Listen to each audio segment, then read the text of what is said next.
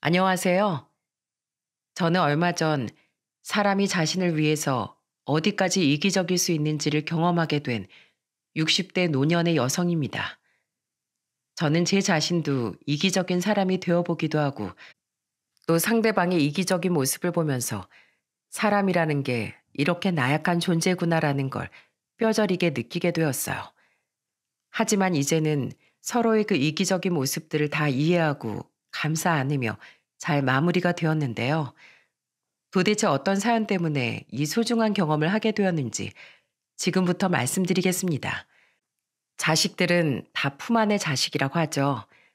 항상 언제까지나 부모 곁에서 한결같이 있어줬으면 좋겠는데 어느 순간부터는 하나 둘씩 독립해 나가는 모습을 볼 때면 기특하면서도 아까운 마음이 참 크네요. 무엇보다 저는 눈에 넣어도 아깝지 않을 우리 막내 아들을 먼저 하늘로 떠나보내면서 참으로 힘든 시간들을 보내왔습니다. 저는 지금껏 지내면서 우리 세 자녀가 항상 행복하길 바랬어요. 그게 다 부모의 마음 아닌가요? 하지만 제 바람처럼 그리 쉽게 되진 않던 거 있죠. 저희 막내 아들 같은 경우엔 14살 때쯤에 혈우병이라는 희귀 질환을 겪게 되었습니다. 그때부터 온갖 치료를 다 받아봤지만 결국에는 피가 멈추지 않는 그 병으로 인해 세상을 먼저 떠나고 말았죠. 여러분들이 혈우병에 대해 얼마나 아실지 모르겠지만 참 옆에서 보기 힘든 병이더군요. 이 병은 우리나라에서도 2,000명 정도만 등록되어 있을 만큼 흔하지 않은 병이에요. 그 병을 우리 어린 막내가 겪었으니 얼마나 힘들었겠습니까? 근데 그때 당시 우리 막내한테 들어가는 치료 비용도 만만치 않았고 또 우리 살림살이를 이끌어 가야 했기에 저와 남편은 소머리 국밥집을 운영하면서 맞벌이를 해야 했어요. 그래서 늘 집을 비울 수밖에 없었죠. 그때 그 빈자리를 채워준 것이 바로 저희 첫째 딸이었어요. 저희 첫째 딸은 참 착하고 예뻤습니다.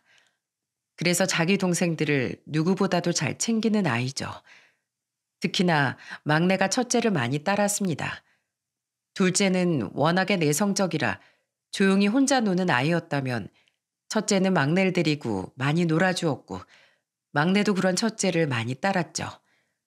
언젠가 한 번은 우리 막내가 초등학생 1학년인가 2학년 때쯤 학교에서 가족들 그림을 그려온 적이 있었어요. 그때 막내가 그리고 온 그림을 보면서 저랑 남편이 얼마나 창피했었는지 모릅니다. 그러면서도 뿌듯함을 느꼈답니다. 그건 바로 우리 막내가 가족 그림에서 저와 남편은 아주 작게 그리고 자기 큰 누나는 엄청 크게 그려놨기 때문이었죠. 그게 뭐겠어요? 우리 막내한테는 자기 부모보다도 큰 누나의 존재가 훨씬 더 크다는 거잖아요. 막내에게 그런 존재가 되어주는 첫째가 기특하기도 하면서 애들을 잘 돌아보지 못했던 우리 부부의 소홀함에 더 반성을 하게 되었죠. 그럼 첫째는 막내가 혈우병 진단을 받게 되었을 때도 우리보다도 더 지극정성으로 돌봐주었습니다. 어느 날은 둘 다 식당 일을 마치고 지친 몸으로 집에 들어갔는데 잠들어 있는 우리 막내 얼굴을 쓰다듬으며 첫째가 이런 말을 하고 있더라고요. 지혁아, 너 살 수 있어. 이 누나가 있잖아. 너 어떻게든 살게 해볼게. 우리 지혁이가 힘내서 혈우병 따위 잘 무찌를 수 있도록 누나가 열심히 지혁이 간호해 줄게. 그러니까 얼른 빨리 일어나서 누나랑 같이 네가 좋아하는 축구도 하고 떡볶이도 먹고 순대도 먹자. 그리고 누나가 라면도 실컷 끓여줄게. 네가 좋아하는 짜장라면 하루에 몇 번씩도 끓여줄 테니까 낫기만 해. 혈우병 이기고 일어나기만 해, 지혁아. 그 말을 하면서 홀로 눈물을 훔치고 있는 첫째 딸을 보면서 우리도 숨죽여 울 수밖에 없었습니다. 그 어린 것이 자기 동생을 돌보느라 얼마나 많은 고생을 하고 있는지 그때 알게 되면서 우리 부부도 더 막내를 살리기 위해서 안간 힘을 썼죠. 근데 그 노력이 무색하게도 우리 막내는 1년을 조금 넘기고서 바로 하늘로 먼저 떠나버리고 말았습니다. 얼마나 슬펐는지 모릅니다. 내 자식이 내 품에서 완전히 떠나버렸는데 어느 부모가 아무렇지 않을 수 있을까요? 하지만 우리보다도 더 많이 슬퍼한 게 바로 제 첫째 딸이었죠. 지혁아, 지혁아, 제발 죽지 마. 누나랑 같이 놀기로 했잖아. 너 꼭 나와서 누나랑 떡볶이도 먹기로 했잖아. 너 놀이동산도 너무 가고 싶다며.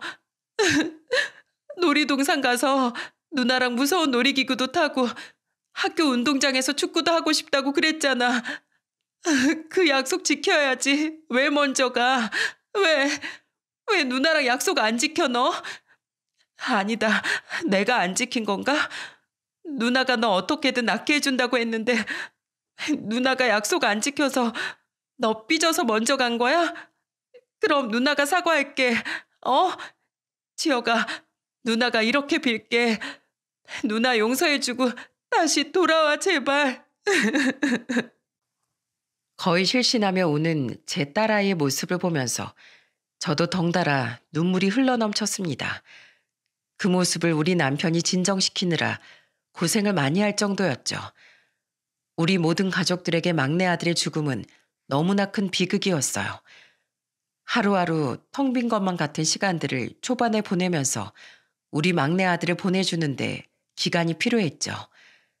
그래도 빨리 정신 차리고 다시 활발하게 돌아와준 첫째 덕에 우리는 다시 일어설 수 있었습니다. 첫째는 막내 아들의 영향이 매우 컸는지 간호사가 되더라고요. 대학부터 간호대학에 들어가더니 열심히 노력해서 대학병원에까지 들어가 일을 하게 되었죠. 대학병원에서는 봉사 모임이 있었는데 거기도 열심히 따라다니면서 의료 봉사를 하더라고요. 거동이 불편하거나 취약 계층으로 계시는 어르신들에게 방문하면서 의료 봉사를 하는 거였죠.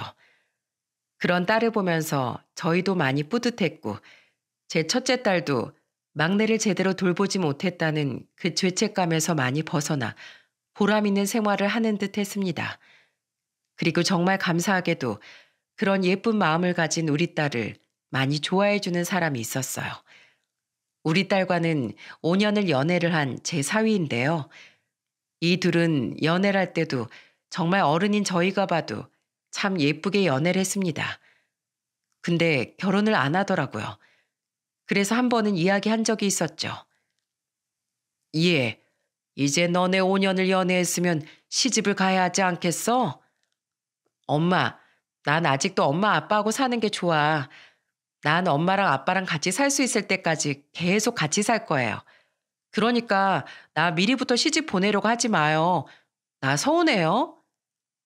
우리 딸은 오히려 저희가 먼저 시집을 가라고 할 만큼 우리를 잘 챙겼어요.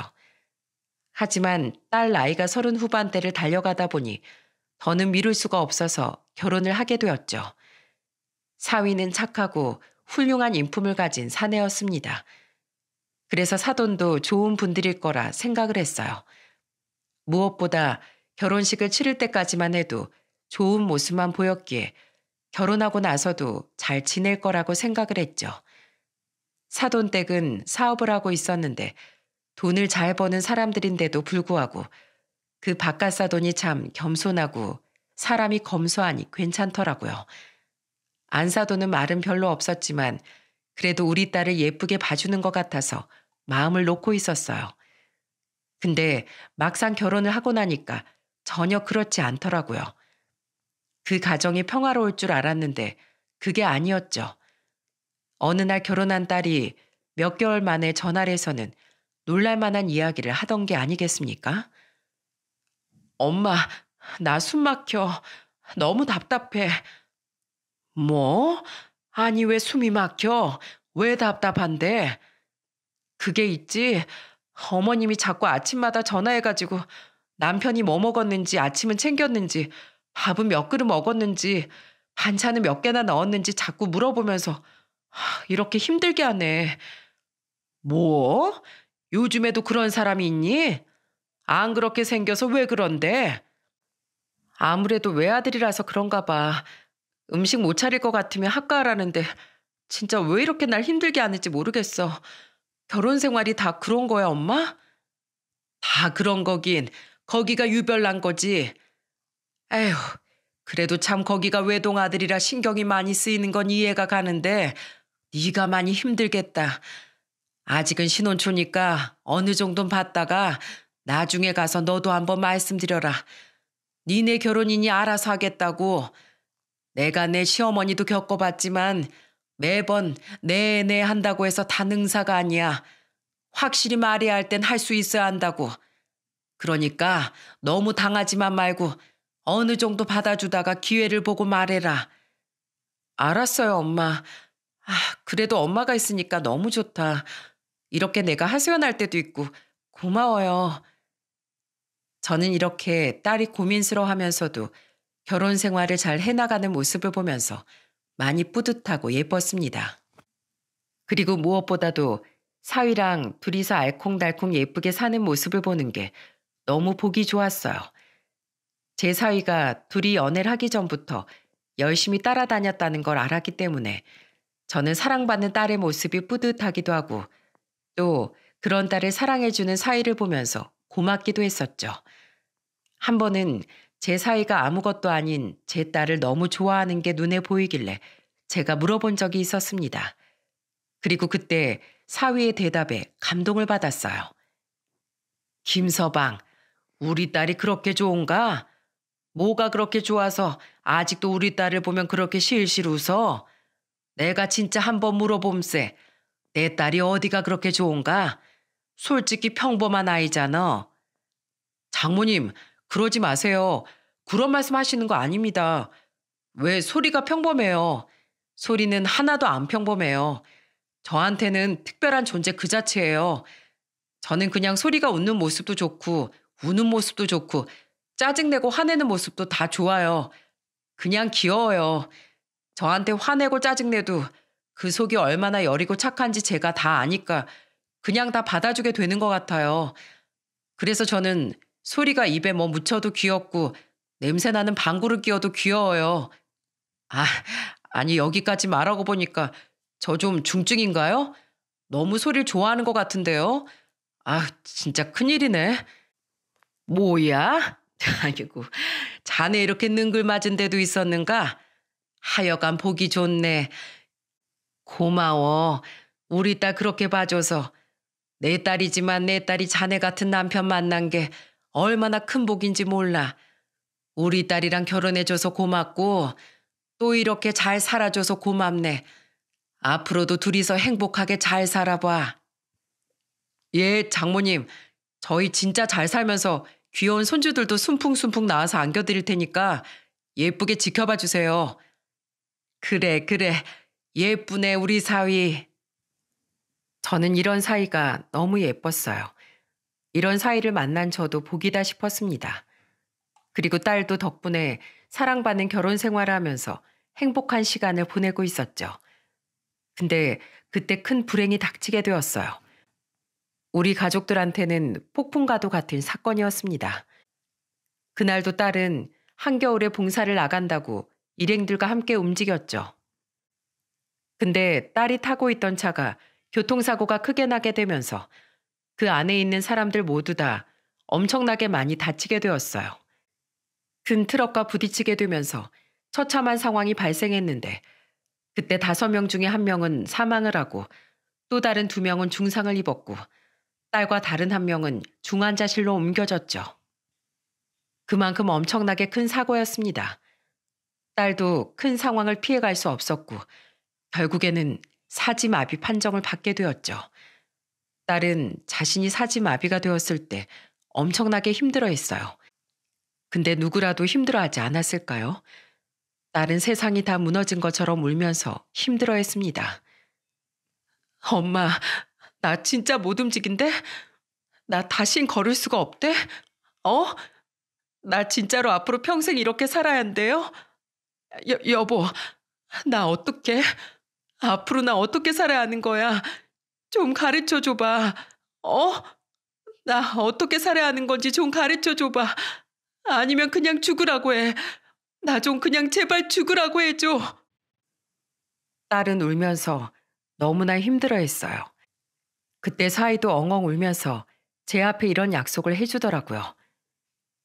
여보, 그런 소리 하지 마. 내가 꼭 당신 일으킬 거야. 어떻게든 당신 걷게 해줄 거니까 걱정하지 말라고. 당신 제알만 잘하면 다시 움직일 수 있다고 했어. 내가 반드시 당신 일어나서 움직이게 해줄 거야. 장모님, 저 믿어주세요. 제가 어떻게 해서든 재활시켜서 장모님 딸 다시 움직이게 해드릴 테니까 저만 믿고 와주세요, 장모님. 저는 힘들고 불행한 와중에도 이런 사위의 든든한 모습 때문에 버틸 수 있었답니다. 그 이후에 사위는 정말로 노력을 많이 했어요. 회사 휴가까지 써가면서 우리 딸을 살리기 위해서 노력을 많이 했죠. 직접 대변도 다 봐주고 욕창이 나지 않게 매일 마사지 해주고 닦아주고 이리저리 옮겨가면서 고생을 죽도록 했습니다. 그러면서도 딸에 대해 원망 한번 하지 않고 사위는 늘 제 딸 옆에서 같이 음악도 듣고 책도 읽어주면서 딸이 마음의 안정까지 잘 가질 수 있도록 해주었죠. 여보, 이게 요즘 아이돌 최신곡이라는데 진짜 좋지 않아? 당신이 움직일 수 있으면 우리 둘 다 거실에서 노래 틀어놓고 한참 춤추면서 놀았을 텐데. 그치? 난 자기랑 이렇게 노래 듣는 것만 해도 너무 좋지만 앞으로는 둘이서 다시 노래 틀어놓고 거실에서 둘이서 막 춤추면서 또 놀고 싶다. 그러니까 얼른 일어나자. 우리 예쁜 자기. 알았어, 여보. 나 얼른 일어나서 내가 또 웃긴 춤 막 춰줄게. 그럼 당신은 그거 보고 또 귀엽다고 해줘야 돼. 알았지? 당연하지. 근데 자긴 지금도 귀여워. 그냥 누워있는 모습도 사랑스럽고 다 예쁘니까 그건 걱정하지 마. 물론 내가 얼굴 못 닦아줘서 살짝 꼬질할 땐 조금 덜 귀엽긴 한데 그래도 귀엽긴 하니까 봐준다 내가. 뭐야, 진짜 나 놀릴 거야? 나 삐진다. 알았어. 삐지지 마. 삐지는 건 더 안 귀여우니까. 에이, 이 사람이. 치, 그래도 자기 때문에 내가 이렇게 웃는다. 고마워, 여보. 사위와 딸은 그 안에서도 예쁜 사랑을 하고 있었습니다. 그 덕분에 딸도 점점 안정을 찾아갔고 웃는 날이 훨씬 많아진 때가 오더라고요. 무엇보다도 딸은 사지마비가 되면서도 움직이지 않았던 엄지발가락이 세워지면서 기적의 희망을 보게 되었어요. 사실은 제 사위가 이걸 보면서 재활에 희망을 걸고 약속을 한 거였죠. 그렇게 우리 가족이 한 걸음 한 걸음 희망으로 나아가고 있을 때 우리에게 폭풍 같은 시간을 선물한 불청객이 찾아오게 되었습니다. 그 폭풍 같은 시간을 선사한 건 다름 아닌 사위의 엄마인 안사돈이었죠. 그때는 사위가 회사에 더는 휴가를 낼 수 없어서 회사에 가 있었을 때였어요. 저는 잠깐 화장실을 간 상황이었는데 화장실에 다녀오고 나니 안사돈이 와 있더군요. 하지만 와서 끝난 게 아니라 정말 말도 안 되는 광경을 만들어 놓고 있었습니다. 그래, 너 몸은 좀 어떠니? 네, 어머님 상황이 많이 좋지는 않은데 조금씩 재활치료 받으면서 일어나 보려고 노력하고 있어요. 뭐, 그래? 그런 것 같네. 상황이 많이 안 좋아 보이네. 근데 뭐 너도 이왕에 살았으니 산 사람은 살아야 하지 않겠어? 근데 말이야, 그래도 주변 사람들까지 힘들게 하면서 사는 건 좀 아니지. 너도 알다시피 우리 아들 외아들이다. 우린 우리 아들밖에 바라볼 게 없어. 니네 집안은 하나가 먼저 갔다고 해도 그래도 둘이잖니. 우린 하나야. 우리 아들 지금 회사도 어떻게 들어간 회사인데 너 때문에 휴가를 이렇게 밥 먹듯이 써서야 되겠니? 그리고 너 때문에 밥도 제대로 못 챙겨 먹고 있어. 너 하나 때문에 내 아들 지금 다 죽어간다. 사랑하면 살려야 될 거 아니냐. 근데 내가 걱정돼서 전화하면 허구한 날 울고 있어. 너 불쌍하다고, 네가 너무 가엾다고. 우리 앤 이렇게까지 널 사랑해서 네 옆에 붙어 있으려고 하는데 너도 우리 애를 진짜로 사랑한다면 이렇게 고생시킨다는 게 말이 되니? 이제 너네 결혼한 지 1년밖에 안 됐잖아. 너네 어차피 혼인신고도 안 했다며. 그때 내 나오면 하겠다고 미뤄서 뭔 정신인가 했는데 차라리 잘 됐다. 이참에 갈라서 혼인신고도 안 했으니까 결혼만 했을 뿐이잖아. 내가 이렇게 부탁하마. 이 말을 가만히 들을 수밖에 없었던 제 딸은 하염없이 눈물만 흘리고 있었습니다. 저는 그 모습을 보면서 너무나 기가 차고 황당했어요. 그래서 바로 달려가서 말을 했죠. 사돈, 그게 지금 무슨 소리예요? 이렇게 고통받고 있는 우리 딸한테 지금 무슨 짓이냐고요? 무슨 짓? 당신이야말로 내 아들한테 무슨 짓입니까? 내가 댁딸한테 우리 아들이랑 헤어지라고 했습니다. 갈라서라고요. 아니, 생각이라는 걸 해보세요. 당신 같으면 이런 애가 며느리랍시고 사지가 다 마비돼서 누워있는데 기분 좋을 리가 있겠어요? 우린 아들 하나입니다.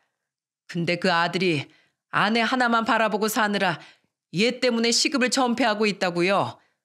내가 이렇게 부탁합니다. 그러니까 얘네들 헤어지게 좀 해주세요. 저는 이 말을 듣는데 너무 기가 막혔어요. 내 딸이 지금 어떤 고통을 받고 있는데 이렇게 와서는 다짜고짜 헤어지라고 하는 건지 그 여자를 용서할 수가 없었습니다. 제 딸은 안사돈의 말을 듣고는 죄인처럼 마냥 눈물만 흘리고 있었어요. 그 모습을 보는데 정말 가슴이 미어지는 것 같더라고요. 하지만 그때 당시는 너무 흥분을 해서 저와 제 딸 입장만 생각을 하고 있었는데 생각해보니 그 안사돈의 말도 무시할 수가 없겠던 거 있죠.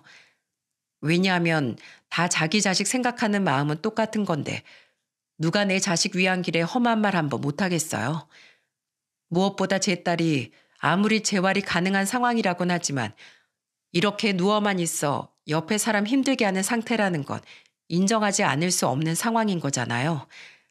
그래서 나중엔 안사돈의 말도 이해가 가고 또 저도 제 사랑하는 사이가 힘들어하는 모습을 생각하니 안쓰러워 정말로 이 둘을 헤어지게 해야 하나 고민이 많이 되었죠.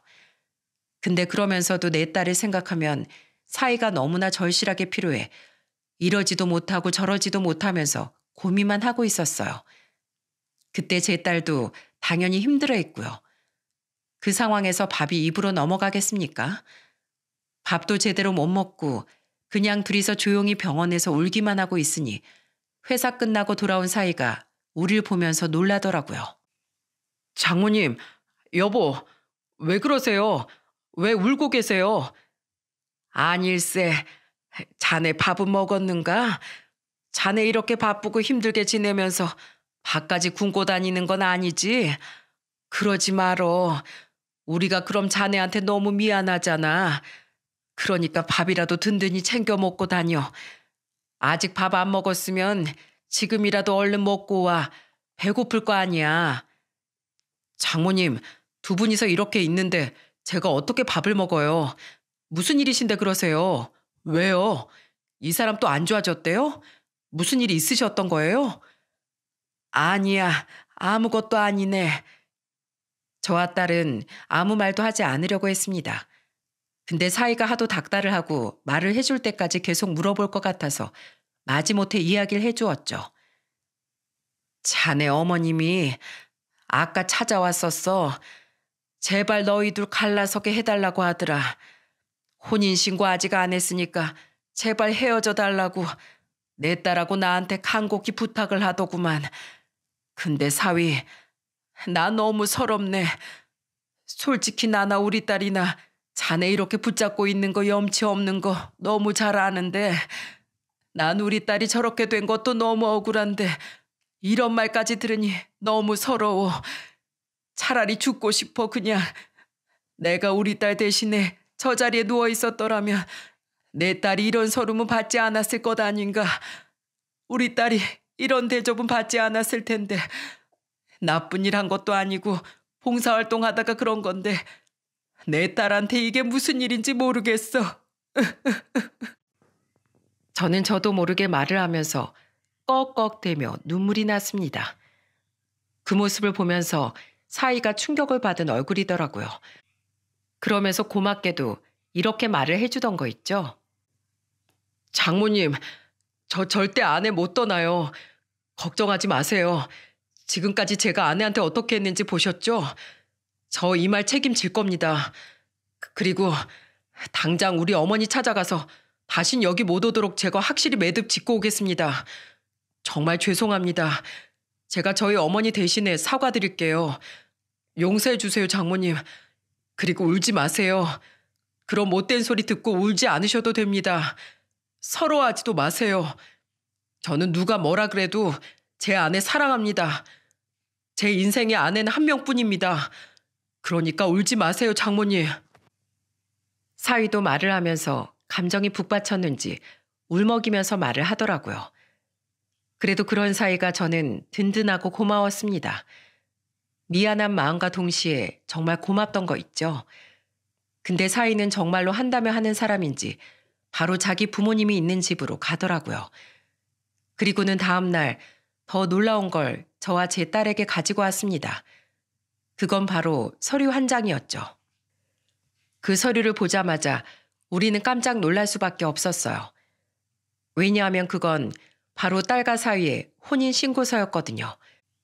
사위는 저를 안심시키기 위해 바로 사위와 딸과 정식 부부가 되었다는 증명으로 가족관계 증명서와 혼인신고서를 떼왔어요. 이게 뭔가? 장모님, 그동안 장모님도 아시다시피 제가 혼인신고 늦게 한 건 그냥 저희 애 낳고서 천천히 하려고 했던 건데 도저히 안 되겠습니다. 이렇게라도 제가 해야 장모님이 믿으실 거잖아요.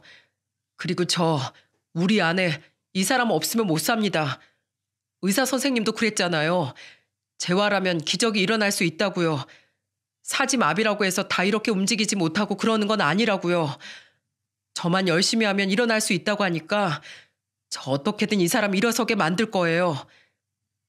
저는 사위의 강단 있는 말을 듣는데 눈에서 눈물이 주르륵 흐르더라고요. 나와 딸을 위해서 혼인신고를 하고 가족관계 증명서까지 떼온 사위를 보며 저는 정말 이 사위를 믿을 수 있었죠.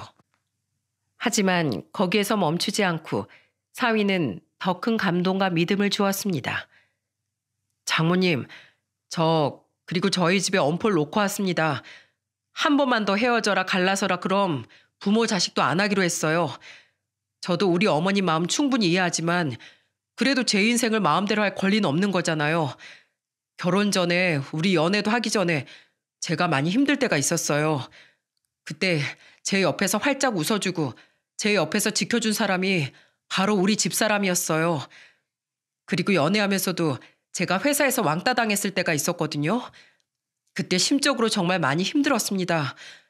그때 우리 집사람이 없었으면 저 이미 이 세상 사람이 아니었을 거예요. 근데 이 사람이 항상 웃어주면서 안아주고 제 손 잡아주고 직접 자기가 문제 해결해 주려고 얼마나 노력했는지 아세요? 심지어는 저희 회사까지 찾아와서 제가 오해받는 부분 회사 사람들한테 해명해주고 다시 관계 회복하게 해주려고 부단히 노력했어요. 그런 사람을 제가 어떻게 떠나요? 어떻게 버리겠어요, 장모님. 그래서 저는 제 아내 어떻게든 지킬 겁니다. 끝까지 함께 할 거예요. 그래, 우리 사위. 둘이 정말 천생연분이네.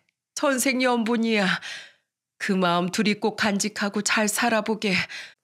앞으로는 나도 너희들을 지켜줄 테니.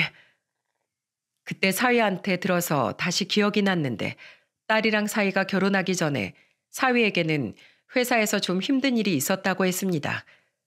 그때 회사 안에서 오해가 생겨 업무에도 지장이 되고 사람들한테도 왕따를 당하면서 많이 힘들었던 모양이더라고요. 그때 딸이 회사 측에 민원도 넣고 회사 사람들을 직접 찾아가 오해도 풀어주려고 열심히 노력을 했었던 기억이 나네요. 그렇게 서로를 위해서 희생하고 노력한 둘이었으니 어떻게 헤어질 수 있겠나 싶었죠.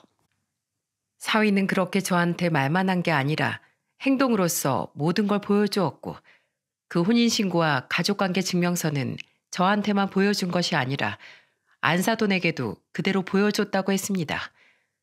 근데 안사돈은 어떻게 된 일인지 저희 병원으로 찾아오진 않았지만 그 집안에서는 굉장히 크게 화를 내면서 집안을 발칵 뒤집은 듯 했습니다.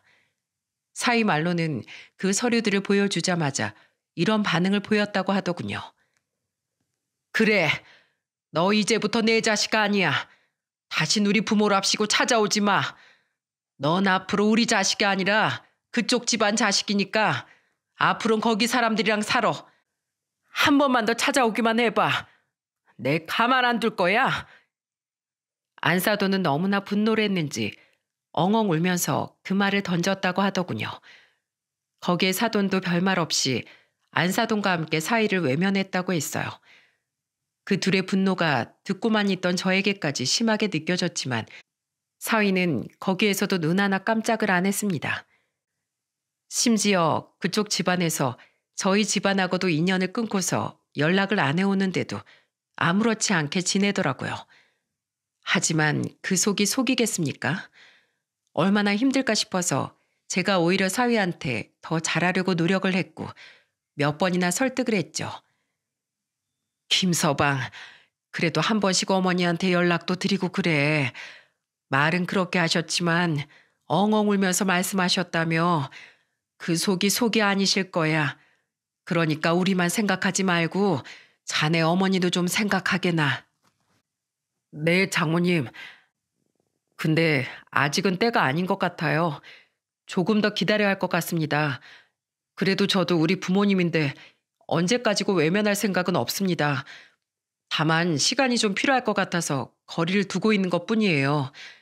지금은 제 아내만 생각할래요. 장모님 마음은 잘 알지만 저희 조금만 더 시간을 가져요. 사위의 마음이 너무나 확고해 보여 저는 더 말을 꺼낼 수 없었습니다.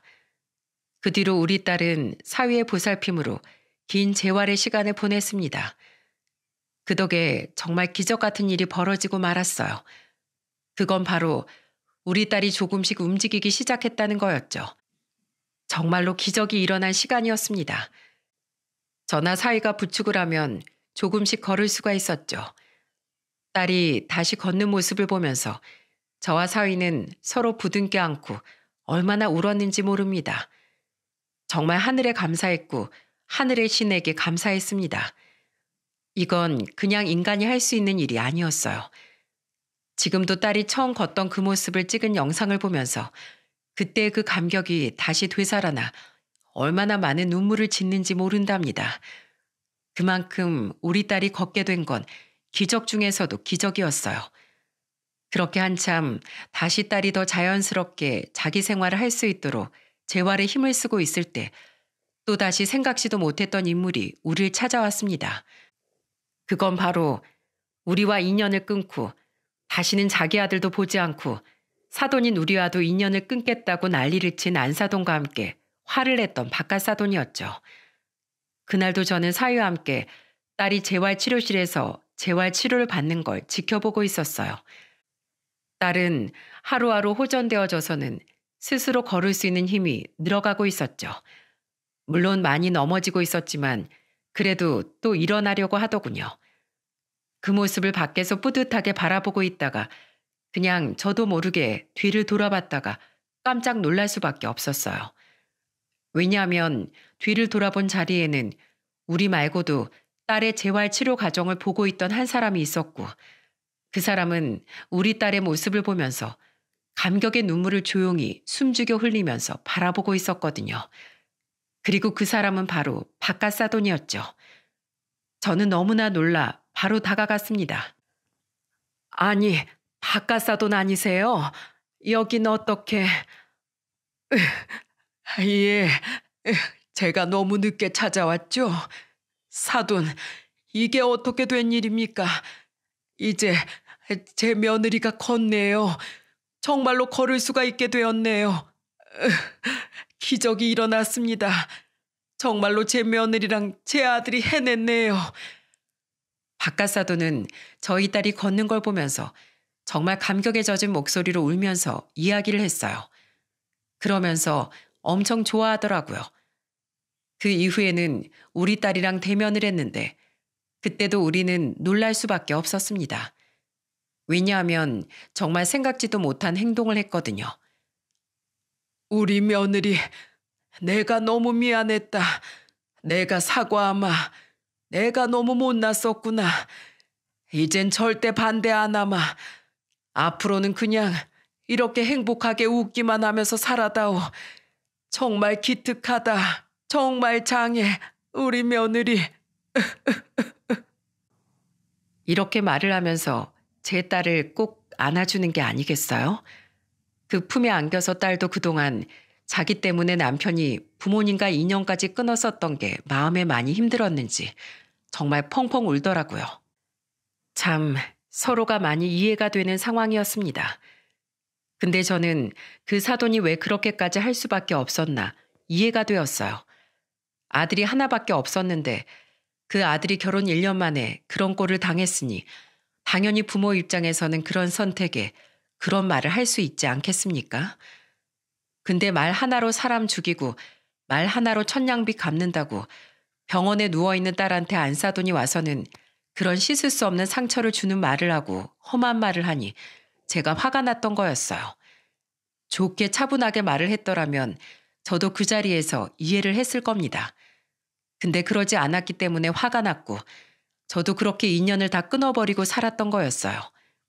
물론 제 딸을 생각하면 화가 나서 그랬지만 사위를 생각하면 그러면 안 되었기에 중간에 설득을 했던 거였는데 그걸 이제 와서 이렇게 사과를 하시니 제 마음도 눈 녹듯 녹는 게 느껴졌죠. 물론 안사돈이 아닌 바깥사돈이 와서 자신의 아내가 한 행동을 사과하고 그것을 방관하며 함께 동조했던 자신의 행동에 대해 사과를 한 거였지만 그래도 그것만으로도 저와 제 딸 그리고 사위는 마음이 풀리는 듯 했습니다. 근데 안사돈은 뭐가 그렇게 고집이 센지 아직까지도 우리는 물론이고 자기 아들과의 인연을 다시 회복시킬 생각이 없는 것 같더군요. 그래서 그때부터 우리는 바깥사돈하고만 왕래를 하면서 지내게 되었습니다. 그동안에 고맙게도 사돈은 자주 병원에 와서 자신의 며느리를 많이 돌봐주었어요. 그러면서 또 이런 말도 해주더라고요. 며느라, 미안하다. 이제 와서 내가 비로소 시아버지 노릇을 조금이나마 해주는구나. 그동안 얼마나 섭섭했니? 얼마나 우리가 원망스러웠을까? 정말 미안했다. 그래도 나도 네가 한동안은 많이 원망스러웠는데 그래도 이렇게 잘 일어나 준 걸 보니까 기특하고 고맙네. 우리 며느리 앞으로는 더 많이 걷고 더 많이 회복하자. 이젠 내 아들 말고도 이 시애비도 널 위해서 노력하마. 아버님, 감사합니다. 그래도 전 지금이라도 이렇게 아버님이 저한테 찾아와 주시는 것만 해도 감사해요. 저 더 노력할게요. 그래서 저도 아버님께 며느리 노릇 다시 잘 해볼게요. 이 둘의 대화를 듣는 게 저와 사이는 꿈만 같았어요. 얼마나 보기 좋던지요. 이렇게 이 둘의 관계가 회복되어 가는 중에도 안사돈은 찾아올 기미가 안 보였습니다. 근데 보다 못하겠는지 바깥사돈이 큰 결단을 하고 또 행동으로 옮겼더라고요. 그건 바로 몇 달 뒤에 바깥사돈이 안사돈을 끌고 온 일이었죠. 제가 집사람 데리고 왔습니다. 이 사람 스스로 오면 좋겠는데 무슨 고집이 그렇게 센지 제가 데리고 왔어요. 자, 당신 빨리 사과드려. 당신이 실수했었잖아. 몇 년 전에 찾아와서는 얼마나 심하게 했어. 그러니까 당장 사과드려. 당신도 솔직히 이제 무슨 잘못했는지 잘 알고 있지? 깨달았잖아. 그러니까 정중하게 사과드려. 바깥사돈은 쭈뼛거리며 서 있는 안사돈을 부추겼고 안사돈은 한참을 눈도 못 마주치고 쭈뼛거리며 서 있다가 겨우 힘겹게 한마디를 떼더라고요. 사돈, 그리고 아가, 미안합니다. 내가 큰 실수를 범했어요. 저도 제 행동이 잘못되었다는 거 압니다. 근데 제가 부모라 어쩔 수가 없었어요. 우리 아들이 너무 귀해서 나로서도 어쩔 수 없는 행동이었습니다. 그때 당시 우리 아들이 식은까지 전폐하면서 자기 아내한테만 매달리니까 그 모습을 보는 게 너무 힘이 들었어요. 그래서 그랬던 거니 너그럽게 용서해 주세요. 멋쩍다는 듯이 말을 시작한 안사돈은 이내 감정이 북받쳐 흐르는지 결국엔 울면서 말을 이어가더라고요. 우리 아들, 내 아들을 제가 어떻게 키웠는데요. 옥신각신 키우면서 혹시라도 어디 아픈 데는 있지 않을까. 혹여 무슨 걱정이 있지는 않을까. 얘가 힘든 일이 있는 건 아닐까. 전 이렇게 평생 우리 아들을 생각하며 걱정하면서 데리고 살았습니다. 작은 상처 하나 나는 것도 아까워서 못 보겠던 그런 아들이 다 죽어가는데 어떤 부모가 좋아하겠어요? 그때는 저 며느리만 없으면 우리 아들이 살 수 있을 거라고 생각을 했습니다.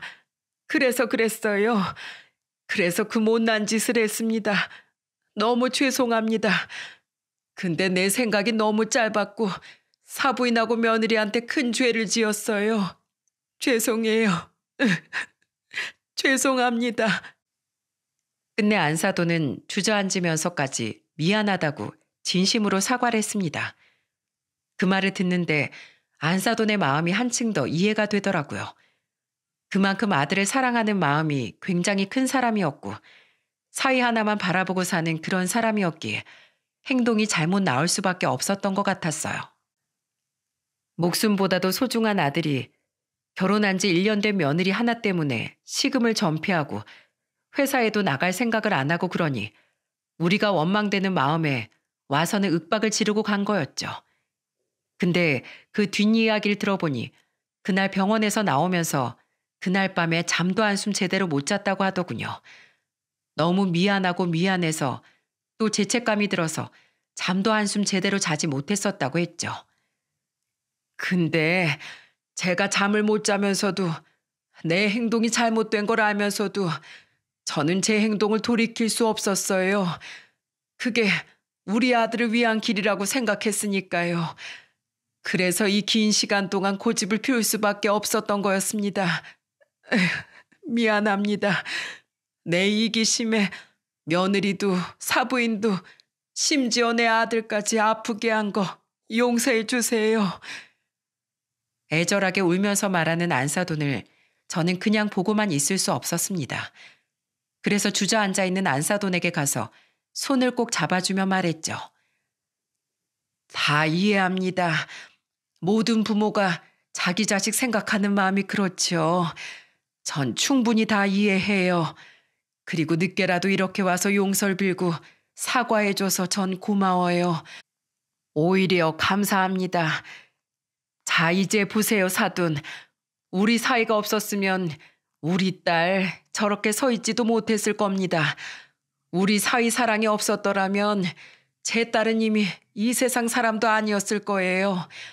우리 사위 아니었으면 제 딸이 이렇게 행복하게 웃고 있지도 못했을 거고요. 이게 다 우리 사위 덕분입니다. 이젠 제 아들과 같습니다. 그래서 앞으로도 저는 제 사위는 못 버릴 것 같아요. 쉽게 못 보낼 것 같습니다. 그러니 사돈, 우리 애들이 앞으로도 잘 살 수 있게끔 우리가 응원해 줍시다. 아프게 한 만큼 이젠 행복하게 해주면 되는 거 아니겠어요? 염치 없지만 제가 이렇게 부탁드립니다. 내 딸이랑 사위, 이젠 행복하게 살 수 있게 응원해 줍시다. 아닙니다, 사돈. 당연히 그래야죠. 이렇게 둘을 보고 있으니 저도 마음이 다 녹네요. 왜 진작에 이렇게 사랑스러운 눈으로 볼 생각을 못했는지. 그럽시다. 우리 이젠 응원해 줍시다. 우리는 그날 엄청 눈물바다가 되었습니다. 저나 안사돈이나 할 것 없이 그 자리에 있던 모든 사람들이 다 울었어요. 그리고 마지막으로 우리 둘은 진한 포옹을 했죠. 그 뒤로 우리 안사돈도 많이 바뀌었어요. 그리고 제가 겪어보니까 우리 안사돈에 대해 크게 오해한 것들이 좀 있었더라고요. 저는 안사돈이 정도 없고 완전히 싸가지가 없는 새침대기인 줄만 알았습니다. 근데 전혀 그런 사람이 아니고 마음이 너무 여리고 정이 많은 사람이었죠. 역시 사람은 겪어보고 판단을 해야 되는 거구나를 그때 다시 깨달았답니다. 그날 이후로는 우리는 사돈하고 아들네하고 같이 자주 만나 밥도 먹고 시간도 많이 보내고 있는 중이랍니다. 무엇보다도 놀라운 건 안사돈이 이제는 사위보다도 더 열심히 노력을 하고 시간을 내고서는 제 딸의 재활을 돕고 있다는 거였어요. 제 딸은 재활을 열심히 받곤 있지만 여전히 온전히 잘 걸을 수 있는 상태는 아니랍니다. 하지만 예전의 웃음을 되찾았죠. 거기에 우리 안사돈의 공도 컸습니다. 한 번은 저희 딸이 저한테 신이 나서 막 이런 소리를 하더라고요. 엄마, 있잖아. 우리 어머니가 오늘 어떻게 하셨는지 알아? 글쎄, 나 춥다고 목도리를 다 짜오셨어. 집에서 손수 짰다면서 내 목에 막 둘러주시던 거 있지? 그것뿐만이 아니야. 뜨거운 물을 가지고 오시더니 나랑 한참 밖에서 걷고는 나 발 피곤할 거라면서 뜨거운 물로 마사지하면서 씻겨주셨어. 아니, 어머님이 이렇게까지 바뀌실지 누가 알았겠어. 뭐? 안 사더니? 정말로 너한테 그랬단 말이야? 진짜 놀랍지? 그것뿐만이 아니야. 요즘엔 남편보다도 내가 좋아하는 음식 챙겨주시느라 더 바쁘셔. 이번에 내가 좋아하는 불고기에다가 계란 장조림 만드신다고 얼마나 바쁘게 주방을 왔다 갔다 그러셨는지 몰라. 남편이 그거 보고 자기가 좋아하는 건 없냐면서 자기는 게장 먹고 싶다고 막 그랬는데 어머님이 철딱서니 없이 게장 타령한다면서 이거 고기나 잘 재워지면 맛있게 익혀서 나 먹여주라고 막 핀장까지 주시더라니까. 진짜 나 그 말 듣자마자 얼마나 배꼽 잡고 웃었는지 몰라. 아이고, 그러게 사이가 이젠 안사돈한테 너무 찬밥 신세가 됐는데 하여튼 진짜 고맙구나. 내가 다 마음이 놓인다. 안사돈한테 그런 모습이 있었어? 그렇더라니까. 그러니까 엄마, 나 지금 너무 행복하니까 앞으로 내 걱정하지 마. 엄마가 요즘도 내 모습 보면서 뒤에서 한숨 쉬는 거 나 알아. 근데 나 이제 진짜 괜찮아. 여기에서 나 더 좋아지지 않는다고 하더라도 괜찮아. 정말 살만하거든. 근데 앞으로도 난 계속 노력할 거고 내 사랑하는 가족들 위해서라도 열심히 살 거야. 그리고 내가 이번에 크게 아프게 되면서 깨달은 게 있어. 나는 진짜 복 받았다는 거. 우리 어머님도 그렇고 남편도 그렇고 내 주변엔 날 사랑해주는 사람들이 많아서 참 행복한 인생이라는 걸 느끼게 됐어. 그래서 나 오히려 더 행복해. 지금 삶에 더 만족한다고. 그러니까 엄마도 앞으론 나 때문에 한숨 쉬지 말고 웃어. 알았지? 그래, 알았어. 내 딸, 앞으로 네 엄마가 웃을게. 많이 웃을게. 그렇게 우리 딸은 좋게 회복이 되어가고 있습니다. 사고 이후에 6년이 지나 있는 이 시점에 우리 딸은 많이 변했더라고요. 그것도 몸과 마음이 아주 건강하게요. 저는 그것만으로도 만족스럽다고 여기고 있어요. 여전히 사위와 딸은 행복하게 잘 살고 있고 지금은 안사돈과 저도 많이 친해져서 둘이서만 따로 만나 밥도 먹고 시간도 보낼 정도로 관계가 회복이 되었답니다. 여러분, 사람은 본디 본능이 자기 자신을 지키게끔 되어 있잖아요. 그리고 그 누구보다도 자신과 자신이 사랑하는 사람의 행복이 중요한 게 사람 아니겠습니까? 그건 짐승도 마찬가지잖아요. 그렇기 때문에 안사돈은 자신의 사랑하는 아들을 위해서 그렇게 이기적이게 될 수밖에 없었던 거였어요. 저 역시도 마찬가지로 제 딸을 생각하니 사이가 절실하게 필요해 이기적인 걸 알면서도 붙잡고 있을 수밖에 없었고요. 결국에는 서로가 서로에게 이기적인 모습이었다는 걸 저는 시간이 많이 흐른 뒤에야 알 수 있었습니다. 하지만 이 끝이 잘 마무리가 되어서 이제는 서로 공생하는 사이가 되었으니 얼마나 다행이에요. 제가 이 사연을 쓰게 된 이유도 여러분도 이 세상을 살면서 결코 혼자 살 수 있는 세상이 아니기 때문에 지금 사랑하는 사람들이 있다면 그리고 주변에 함께하고 있는 사람들과 함께 지내면서 자신의 유익만 따지면서 이기적으로 사는 게 아니라 우리는 더불어서 함께 살아가야 한다는 사실을 늘 잊지 마시고 공생관계 안에서 서로 도와가며 사시기를 바라는 마음으로 쓰게 된 거예요.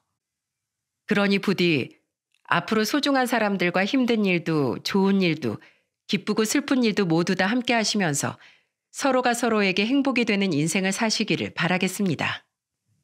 그리고 앞으로 우리 딸과 사이도 더 행복하게 지낼 수 있도록 응원해 주세요. 저의 사연 들어주셔서 감사합니다.